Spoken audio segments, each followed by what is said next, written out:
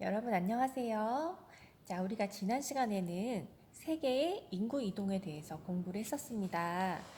자, 기억나죠? 자, 먼저 인구를 끌어들이는 인구 흡입 요인이 있고, 그다음에 인구를 다른 지역으로 이동시키는 배출 요인이 있었다라는 거에 대해서 공부를 했었고요. 자, 여기 있었죠? 사람을 끌어들이는 흡입 요인, 그다음에 다른 지역으로 나가게 만드는 배출 요인 이렇게 있었고요.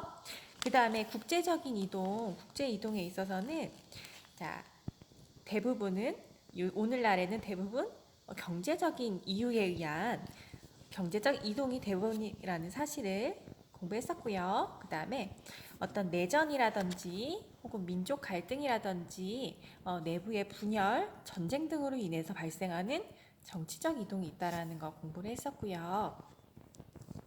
자, 그리고 한 나라 안에서 이루어지는 국내 이동도 자, 개발도상국가 아직 산업화가 덜 돼서 아직 경제적으로 부유하지 못한 그런 개발도상 국가들에서는 일자리를 찾아서 농촌을 떠나 도시로 이동하는 이촌양도 현상이 활발하게 일어난다라는 것을 배웠습니다.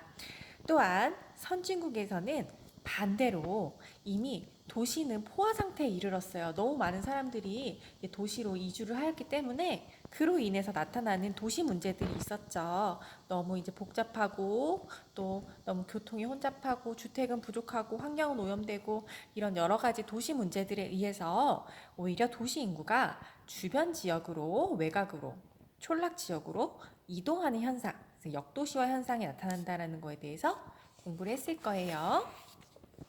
자, 그리고 이제 전 세계의 대부분의 이제 선진국, 경제적으로 부유한 국가들은 대부분 인구가 더 유출되는 인구보다 유입되는 인구가 더 많았다라는 거. 그리고 반대로 경제적으로 살기 어려운 그런 개발도상 국가에서는 인구가 더 유출되는 인구가 더 많다라는 거에 대해서 공부를 했을 거예요. 자, 그러면 오늘은 우리나라 안에서 이루어지는 우리나라의 인구 이동에 대해서 공부를 해보려고 합니다. 자, 먼저 우리나라의 국제 이동에 대해서 먼저 살펴볼게요. 자, 우리나라가 이제 시대의 흐름에 따라서 어떻게 국제적인 이동이 이루어졌는지에 대해서 살펴보려고 합니다. 자, 먼저 일제강점기 시대에서부터 볼게요.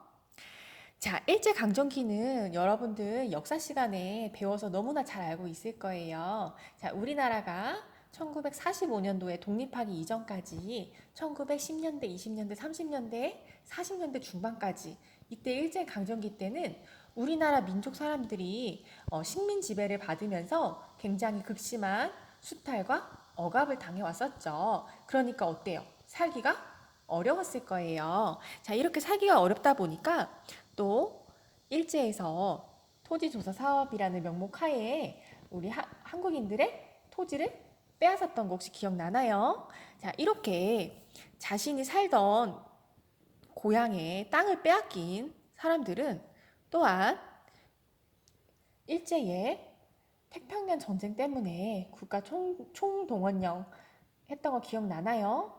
많은 사람들이 강제 노역에 혹은 군대로 강제로 끌려갔던 그런 역사가 있죠. 자, 이렇게 강제 노동력으로 동원되면서 자, 중국의 만주 지역, 연해주 지역으로 많이 이동을 하게 되었습니다.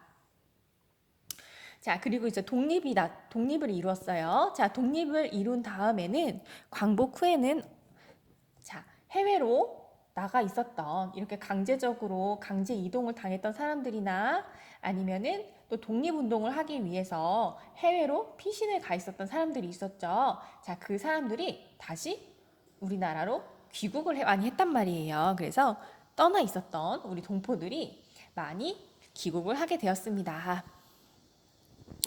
자, 우리나라가 본격적인 산업화가 이루어진 거는 바로 1960년대부터입니다.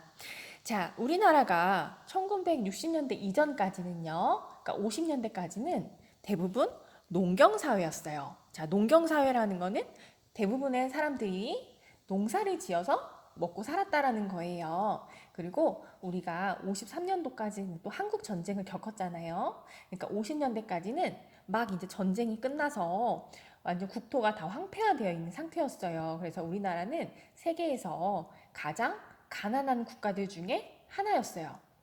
알고 있죠? 자, 그러다가 이제 60년대 되면서부터는 자, 우리가 이렇게 계속 가난하게 살 수는 없다. 우리나라도 한번 잘 살아보자 라고 하면서 이제 산업화가 본격적으로 시작을 하게 됩니다. 자, 이렇게 하다 보니까 1960년대에는 급속한 산업화가 이루어졌겠죠. 그리고 급속한 산업화와 도시화가 같이 이루어졌습니다. 자, 그런데 이때는 우리나라가 아직 아무것도 없었어. 자, 이제 전쟁이 돼서 황폐화된 그런 국토에서는 아무런 사회적 기반이 없었던 시절이었어요. 그러니까 우리가 먹고 살려고 하는 돈을 벌어야 되는데 일자리가 없는 거예요. 그러니까 어떻게 했을까? 그렇죠. 외국인 노동자가 되어서 해외로 나갔습니다. 그래서 미국이라든지 또 독일 같은 그런 서유럽에 있는 선진 국가들이 있었죠. 그 국가들의 외국인 노동자로 나간 거예요. 그래서 그때 당시에 우리나라의 많은 분들이 해외에 나가서 열심히 외화를 벌어 오셨고 또 그 외화를 기반으로 해서 우리나라가 또 다른 나라에서 차관도 빌려오고 하면서 우리나라 경제를 지금처럼 선진국 반열에 오르게 되는 그런 밑바탕이 되었다라는 거예요. 그래서 그때 당시에 국가를 위해서 먼 이국으로 떠나셔서 열심히 이제 일을 하시면서 외화를 벌어오셨던 우리 지금의 이제 한 70대, 80대 되신 어르신들한테 감사하는 마음을 가져야 돼요. 자, 이렇게 어느 정도 이제 70년대가 되면서부터는 더욱더 본격적으로 산업화가 박차가 가해집니다. 자, 그리고 이때 당시에 뭐가 붐이 일었냐 하면, 자, 서남아시아라고 하는 지역이 어디냐 하면은 우리가 소위 말하는 그 중동이라고 부르는 국가들 있죠. 중동 국가들이에요. 자, 그 지역하고 북부 아프리카 지역하고 요 지역에서 한창 건설 붐이 일어나고 있던 시절이었어요. 그래서 우리나라의 건설 기술자들 있죠. 건설 기술자들이 이때 당시에 뭐 아랍에 있는 국가들 있죠. 그 국가들의 뭐 사우디아라비아 막 그런 나라들에 많이 이제 가셔가지고 또 열심히 외화를 벌어 오셨습니다.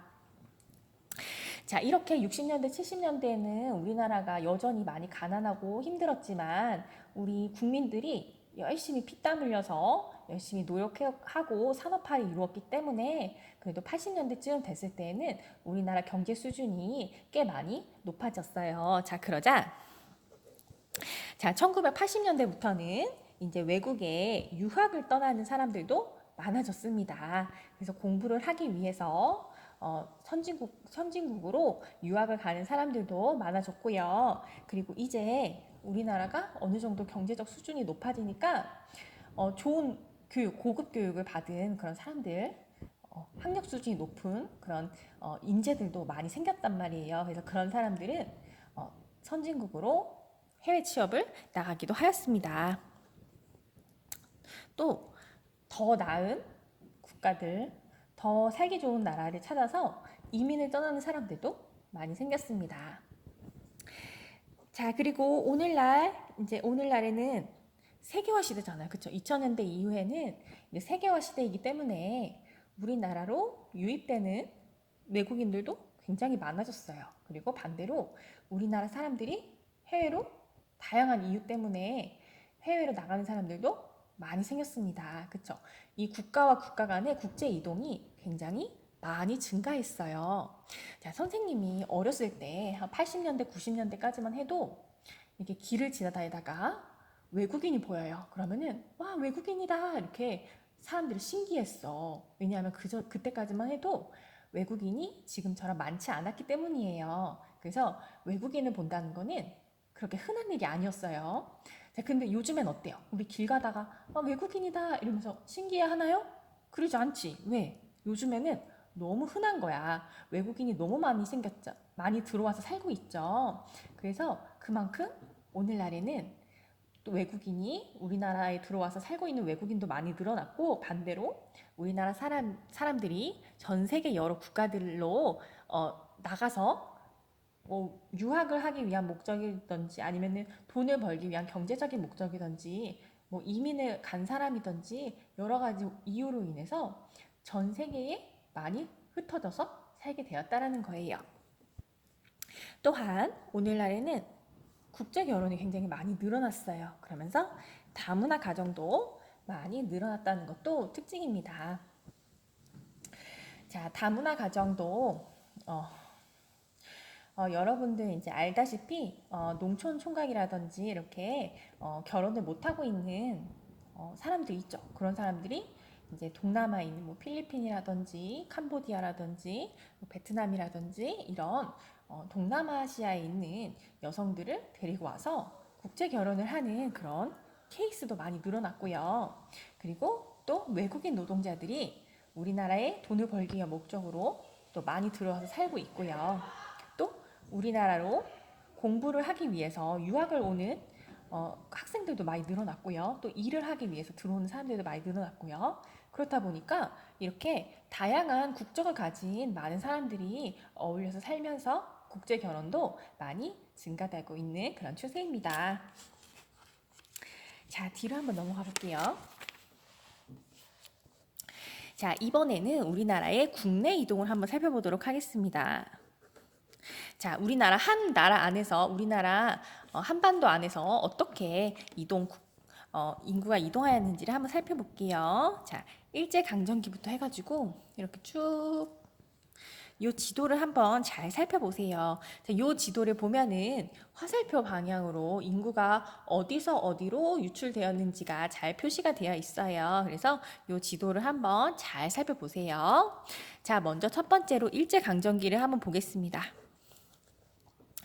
자, 일제강점기 때는요, 이때는 아직 산업화가 덜 발달했던 때였어요. 자, 그래서 이때는 자, 지금의 북한 지역 있죠. 북한 지역은 대부분 이제 산지로 많이 이루어져 있어요. 평지보다는 산지가 많아요. 그렇다 보니까 여기는 굉장히 많은 지하 자원들이 풍부합니다. 그래서 많은 지하 자원, 석탄이라든지 뭐 그런 철광석 같은 그런 지하 자원 있잖아요. 그런 탄광에서 어, 일하는 그런 인력이 많이 필요했던 시절이었어요. 그래서 많은 사람들이 이 광공업, 그 탄광에서 일하는 거 있죠. 그거를 거기 일자리를 찾아서 많이 이동을 하였습니다.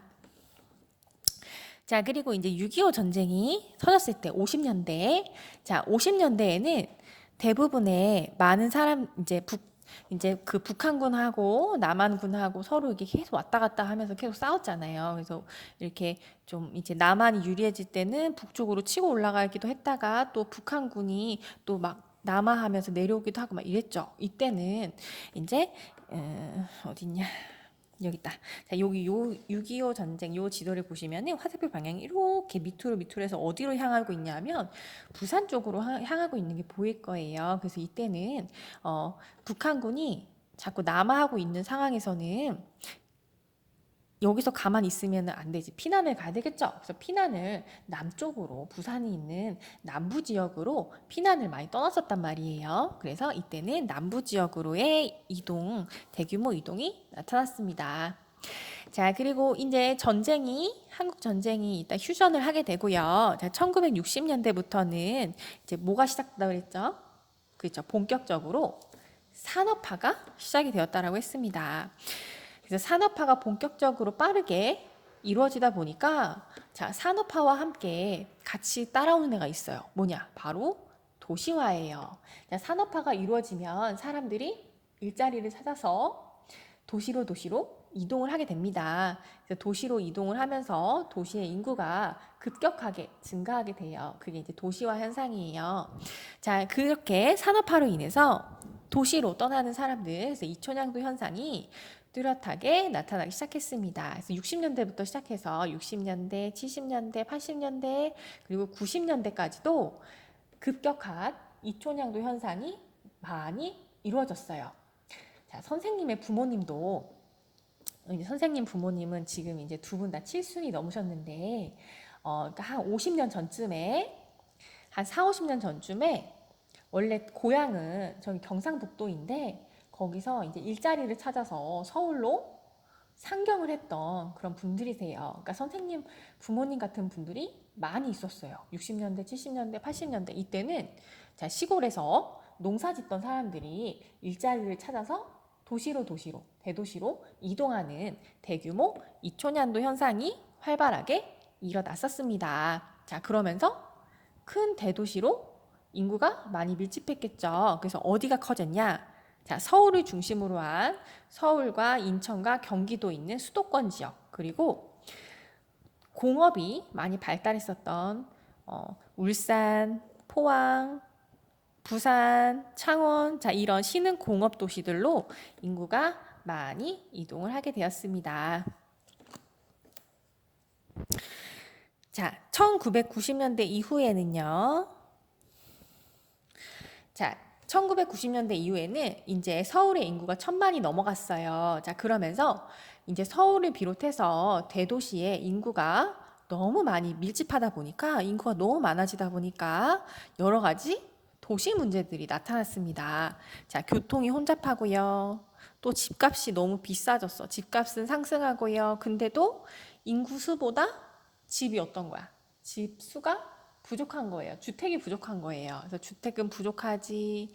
그리고 또 사람이 많아지는 만큼 범죄도 증가하고 또 여러 가지 대기 오염, 수질 오염, 토양 오염, 이런 환경 오염 문제들, 자, 이런 여러 가지 문제들, 도시 문제들이 나타나면서 생활 환경이 악화되었습니다.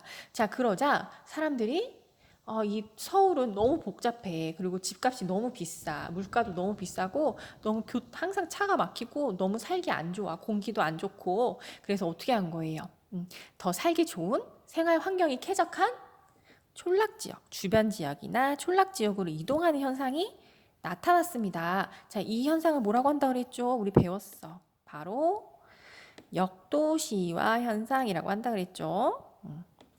자, 이 이촌양도 현상이 도시로 이동을 인구가 점점 증가하는 거니까 도시 인구가 증가하는 도시화 현상이라고 얘기를 했었죠. 그렇다면 이제 충분히 이제 산업화가 충분히 이루어진 다음에 도시 인구가 너무 과밀하다 보니까 인구가 너무 밀집해 있다 보니까 여러 가지 도시 문제들, 자, 이렇게 대도시의 인구가 밀집함으로 인해서 이렇게 나타나는 이런 문제들을 도시 문제라고 한다고 했었어요. 자, 이렇게 도시의 인구 과밀화로 인해서 나타나는 도시 문제로 인해서 그 대도시에 살던 인구가 주변 지역이나 촌락 지역으로 오히려 빠져나가는 현상, 이거를 역도시화 현상 이렇게 얘기를 했었습니다. 우리 지난 시간에 배운 거니까 기억날 거예요. 자, 지도를 한번 살펴볼게요. 자, 일제강점기 때는 화살표를 보세요. 어디로 이동을 해요? 주로 북한 지역, 지금의 북한 지역, 이쪽으로, 북한 지역이 아니지. 만주, 연해주 지역, 해외로 많이 빠지는 거를 볼 수가 있어요. 자, 그리고 광복한 다음에는 화살표가 다시 어떻게 되죠? 국내로 들어옵니다. 그렇죠? 자, 그러다가 자, 6.25 전쟁이 터지면서 자, 북한군이 남하해요. 그래서 어디로 사람들이 피난을 갔죠? 그치, 부산이 있는 남부 지역으로 피난을 가면서 화살표가 이렇게 밑으로 남부 지역으로 내려가고 있어요. 자, 그리고 우리나라가 본격적으로 산업화가 이루어지는 1960년대, 70년대, 80년대, 자, 이때는 무슨 현상이 두드러졌다고요? 그쵸, 농촌 지역을 떠나서 대도시로 이동하는 이촌양도 현상이 활발하게 일어났어요. 그러니까 화살표 방향을 보세요. 자, 서울을 중심으로 한 수도권 지역, 그리고 부산이나 울산이나 뭐 포항, 창원 같은 여기 남동 임해공업 지역, 공업이 발달한 남동 임해공업 지역 쪽으로 인구가 몰리는 현상, 대도시로 인구가 이동하는 현상이 두드러지게 나타납니다. 자, 그리고 이제 산업화가 이제 거의 다 이루어져서 어느 정도 이제 선진국 대열이 올랐을 때 산업화가 이제 성숙해진 단계에 이르렀을 때, 자, 90년대 이후에 2000년대쯤부터는 이제 대도시에 살고 있었던 인구가 오히려 주변 지역으로 빠져나가는 역도시화 현상이 나타났다라는 거를 지도와 함께 잘 한번 살펴보세요. 자, 스스로 확인하기 문제를 같이 보겠습니다. 자, 1번. 오늘날 인구의 국제 이동은 개발도상국에서 선진국으로의 자, 무슨 목적에 대한 이동이 대부분이라고요? 맞습니다. 경제적 이동이 대부분이에요. 자, 오늘날에는 강제적 이동 같은 건 사실 거의 없고요. 대부분 이제 자발적으로 본인이 원해서 이동을 하는 건데 대부분은 다 이제 돈을 벌기 위한 목적인 경제적 이동이 대부분을 차지한다라고 했었습니다. 자, 그다음에 2번. 선진국에서는 쾌적한 환경을 찾아 도시 인구가 도시 주변이나 촌락 지역으로 이동하는 무슨 현상? 그렇죠. 역도시화 현상. 이 역자가 거꾸로 역자잖아요. 그러니까 도시로 들어오는 게 아니라 반대로 도시에서 주변 촌락 지역으로 빠져나가는 역도시화 현상. 자, 그다음에 3번. 개발도상국에서는 촌락보다 일자리가 풍부한 도시로 인구가 이동하는 자, 무슨 현상? 그치? 이촌양도 현상. 떠날 이 촌락 촌 향할 향 도시 도자라 그랬죠. 자, 촌락 지역 농촌 지역을 떠나서 도시로 향하는 현상, 그걸 이촌향토 현상 이렇게 불렀었습니다. 자, 그 다음에 2번. 자, 기호를 골라서 써보래요. 자, 남부 지방으로 피난을 떠났다. 자, 이건 언제 얘기일까요? 그렇죠. 한국전쟁, 6.25 전쟁. 이때 북한군이 남하하니까 그 북한군을 피해서 피난을 부산이 있는 남부 지역으로 피난을 갔다 그랬죠. 자, 그다음에 2번. 서울 대도시 공업도시로의 이동이다. 자, 이건 언제예요? 그렇죠. 산업화가 본격적으로 이루어지면서 이촌양도 현상이 활발하게 이루어졌을 때니까 60년대부터 80년대까지가 되겠습니다. 자, 3번. 광공업이 발달한 북한의 함경도 지방으로 이동한 건 언제라 그랬죠? 일제 강점기였습니다. 자, 여기까지 하면은 인구 이동은 이제 끝났고요. 인구 문제로 갈 거예요. 자, 132쪽으로 와보세요. 자, 인구 문제에 대해서 공부를 할 건데요. 자, 인구 문제는 자, 선진국과 개발도상국에서 나타나는 양상이 다릅니다. 그래서 이 두 개로 나누어서 살펴보려고 해요. 선진국에서 나타나는 인구 문제는 어떠한 것이 있는지, 그리고 개발도상국에서 나타나는 인구 문제는 어떠한 것이 있는지 나누어서 살펴보도록 하겠습니다. 자, 여러분 혹시 할아버지 할머니 댁에 갔을 때 할아버지 할머니, 여러분들의 할아버지 할머니들은 형제 관계가 어떻게 되시는지 한번 여쭤본 적 있나요? 자, 지금 여러분들 할아버지 할머니면은 최소한 그래도 60대, 70대 이상은 다 되셨을 것 같아요. 자, 지금의 이제 60대 이상, 70대, 80대 되신 어르신들, 그분들이 이제 태어날 당시에는 형제가 대부분 많았습니다.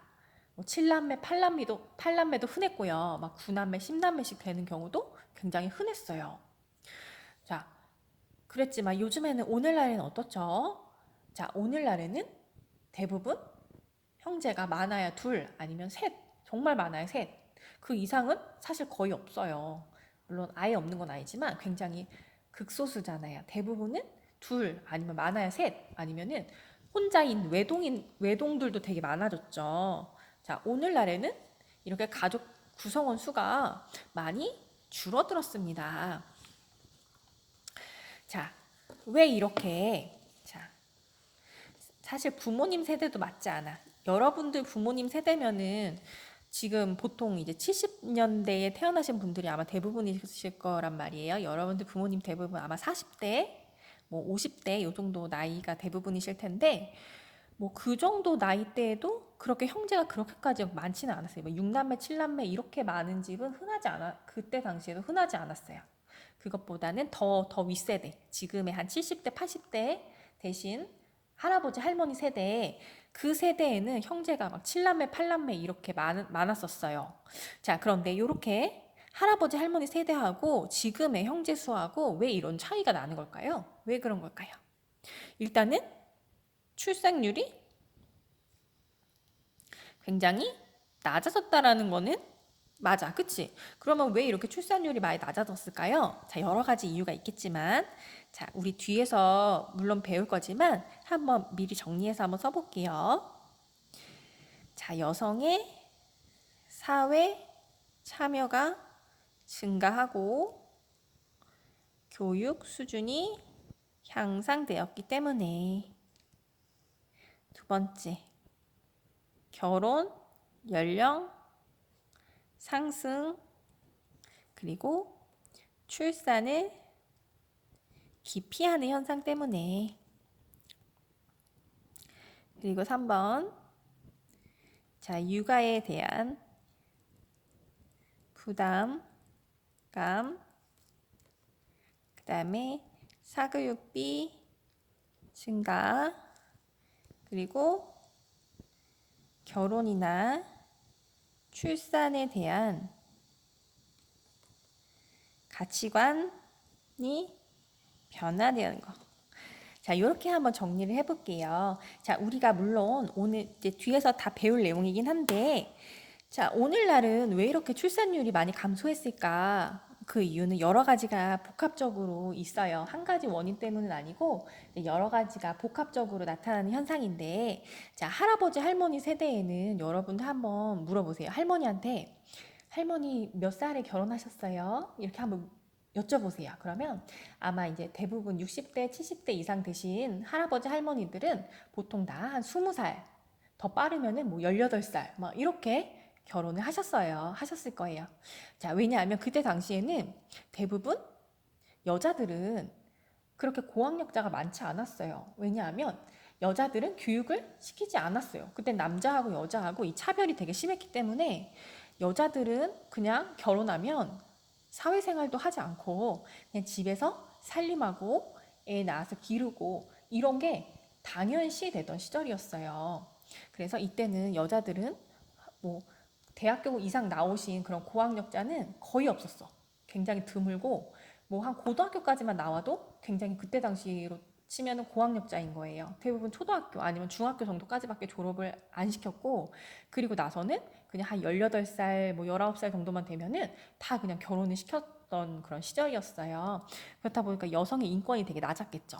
그러니까 여자들이 이제 교육 수준도 낮고 그리고 또 사회에 나가서 직업을 가지고 활발하게 사회 활동을 하지 않았기 때문에 그때 당시에는 여자가 집에서 그냥 살림하면서 애 낳아서 기르고 이러던 시절이었기 때문에 애를 많이 낳았어요.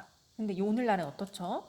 오늘날은 여성들도 남자들과 대등하게 높은 교육을 받고 요즘엔 여자들도 여자라고 해서 집에서 뭐 차별대우 당하고 이런 사람 없죠. 여자들도 남자들이랑 똑같이 높은 교육을 받고 그리고 또 남자들처럼 직업을 가지고 사회에 나가서 활발하게 경제 활동을 하잖아요. 그렇다 보니까 이제 여자들이 그만큼 결혼을 안 하려고 하거나 하더라도 좀 늦게 하는 거예요. 그러니까 결혼 연령은 상승하고 그리고 출산은 기피하는 이런 현상이 나타나는 거예요. 그래서 여자들도 남자들이랑 동등하게 직업을 갖고 사회생활하고 이러다 보니까 애를 낳아서 기른다는 게 굉장히 부담스러운 일이 되는 거예요. 그러다 보니까 출산율도 줄어들고, 그 다음에 육아에 대한 이런 부담감 때문에 애를 뭐 3명, 4명 이상 낳는 거를 싫어하는 거야. 1명 아니면 많아야 2명 이 정도만 낳아서 기르고 싶어 하는 거예요. 그리고 이제는 자식을 낳으면 그냥 농경사회 때는 그냥 낳아놓기만 하면 그 자식이 그냥 다 노동력이었잖아요. 그쵸? 농사를 지을 때는 이 사람이 많을수록 유리하니까. 그런데 이제 산업화 사회에서는, 이 고도화된 이 사회에서는 자식을 낳아서 제대로 잘 기르기 위해서는 또 교육을 잘 시켜야 되는데 이 사교육비가 너무 많이 드는 게 부담스러운 거예요. 그러니까는 자식을 많이 낳기보다는 적게 낳아서 잘 기르고 싶어 하는 그런 양보다는 질을 선호하는 그런 현상이 나타나는 거죠. 그리고 이제 결혼과 출산에 대한 사람들의 가치관도 이제는 변화되었어요. 그래서 예전에는 무조건 결혼을 하는 게 당연하게 여겼던 시절이었잖아요. 그래서 남자든 여자 누구나 일정한 나이가 되면 짝을 찾아서 결혼을 하는 게 당연한 거고 자식을 낳고 사는 게 당연하게 여겨졌던 그런 시절이었다가 오늘날에는 어때요? 사람들이 결혼도 선택이다. 그리고 자녀를 낳는 것도 선택이다. 본인이 원하지 않으면 결혼도 출산도 하지 않을 수 있다라고 이렇게 사람들의 가치관이 변화되었잖아요. 그렇다 보니까 이제는 출산율이 많이 감소하게 되었습니다. 자, 133쪽으로 와서요.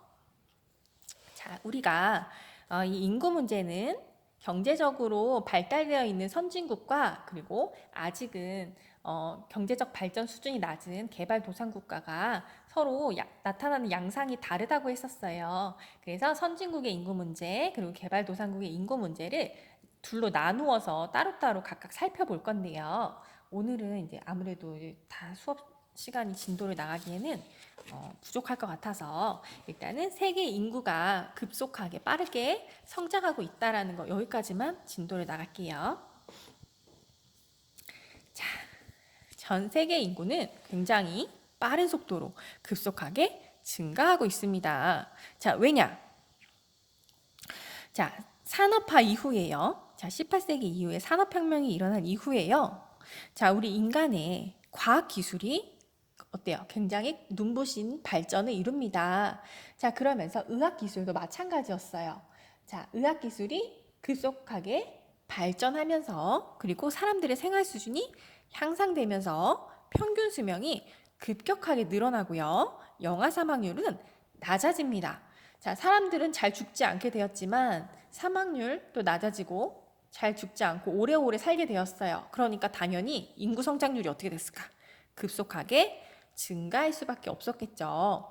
자, 예전에는 의학이 발달하기 전에는 사람들이 굉장히 지금은 굉장히 가볍게 여겨지는 그런 질병들 병원에 가면 얼마든지 치료를 받고 살 수 있는 그런 가벼운 질병들에도 사람들이 다 죽었다라는 거예요. 그러니까 사망률이 굉장히 높았겠죠. 그래서 출산율도 높았지만 사망률도 높았기 때문에 인구가 그렇게 성장하지 못했었어요. 자, 그러다가 이제 산업혁명 이후에 의학 기술이 눈부신 발전을 이루면서 이제는 많은 사람들이 가벼운 질병은 병원에 가서 치료를 받아서 살 수 있게 된 거예요. 그러면서 사망률이 뚝 떨어지게 됩니다.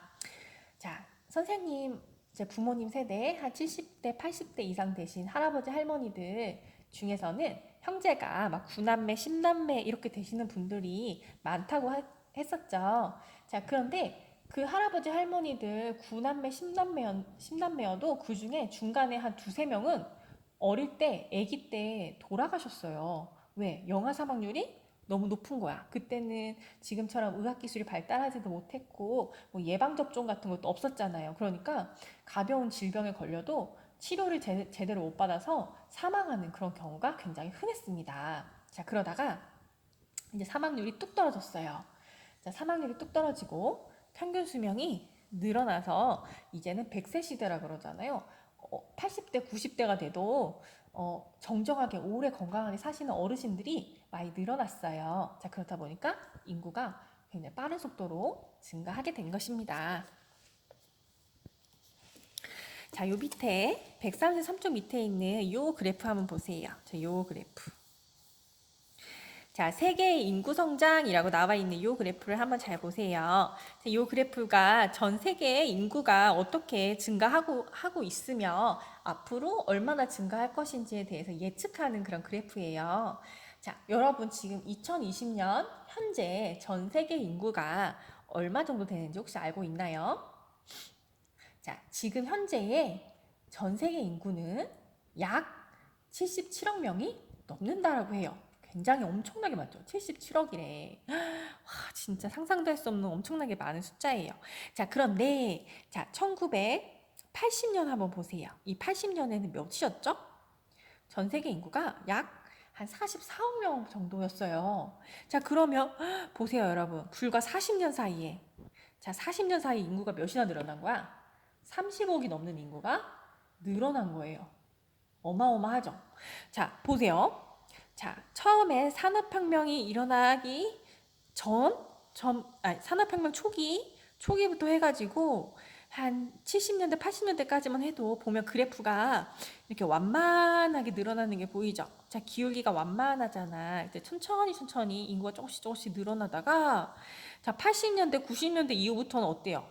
기울기가 엄청 급속하게 확 기울기가 가파라지죠, 이렇게. 자, 기울기가 이렇게 가파라진다는 건 무슨 뜻이야? 짧은 시간 내에 인구가 급속하게 확 증가했다라는 뜻이겠죠. 자, 이제 이때 의학 기술이 많이 발전을 하고 사람들의 생활 수준도 높아지고 이러면서 평균 수명이 확 연장되는 거예요. 사망률은 뚝 떨어지고. 자, 그러면서 이렇게 전 세계 인구가 폭발적으로 확 증가하게 되었다라는 거예요. 그래서 2030년쯤 됐을 때에는 전 세계 인구가 한 몇 명 정도 된다고 예측이 된대. 앞으로 10년 정도 후에는 84억 명이 넘는 인구가 있을 거래요. 자, 그리고 2060년쯤에는 앞으로 한 40년 정도 후에는 전 세계 인구가 약 100억 명에 육박할 거라는 그런 예측이 되고 있어요. 어마어마하죠. 자, 이렇게 단시간 내에 빠른 속도로 전 세계 인구가 급속하게 성장을 하고 있는 그런 상황입니다. 자, 그런데 이러한 전 세계의 인구가 성장하는 속도는 모든 나라에서 다 똑같이 나타날까요? 그렇지 않다는 거예요. 어떤 나라에서는 굉장히 빠른 속도로 인구 증가가 일어나는가 하면 어떤 나라에서는 거의 정체되는